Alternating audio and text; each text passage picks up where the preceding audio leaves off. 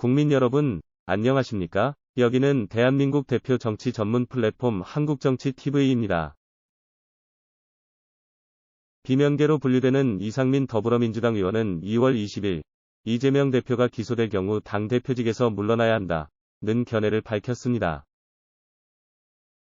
이상민 의원은 민주당 내부의 분위기에 대해 이재명 대표가 당대표니까 아주 무조건 하여튼 보호해야 된다는 그런 강성그룹도 있다고 했습니다.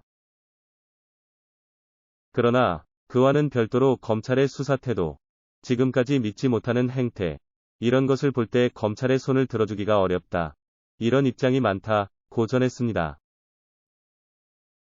특히 이상민 의원은 이재명 대표가 지난 대선 과정에서 불체포 특권, 면책 특권 폐기 공약을 했다는 점을 지적했습니다. 그러면서 그러니 그 입장이 일관되려면 사실은 영장심사를 받는 게 맞다고 밝혔습니다.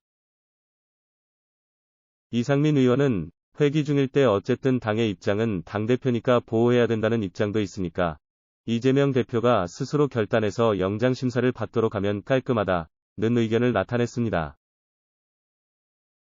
그러면서 저는 지금 검찰에 구속영장 청구하는 것, 지금까지 수사가 진행된 상황을 보면 이재명 대표가 영장실질심사를 받으면 기각될 가능성이 높다고 예상했습니다.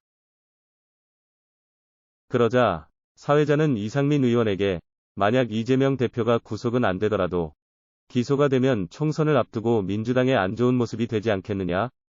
고 물었습니다. 이에 대해 이상민 의원은 당에서 걱정들을 하는 게 그런 이유 때문이다. 라고 대답했습니다.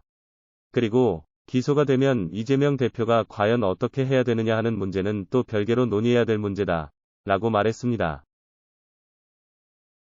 그러면서 당헌 80조에 따르면 기소가 되면 당직자는 물러날 수 있는 조항이 있다고 설명했습니다.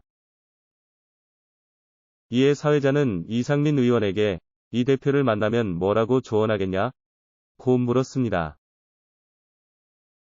그러자 이상민 의원은 이 문제는 이재명 대표가 사법적 무고함을 밝히기 위해서 스스로 개별적으로 또 정치적인 것이 아닌 법률적으로 차갑게 대응해야 된다고 말했습니다.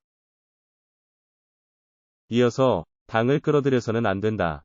그게 이재명도 살고 당도 사는 길이라고 지적했습니다. 그리고 저 같은 경우는 당헌 80조 1항을 근거로 해서 기소가 되면 물러나야 되지 않느냐라는 얘기를 해야 되는 것이라고 대답했습니다.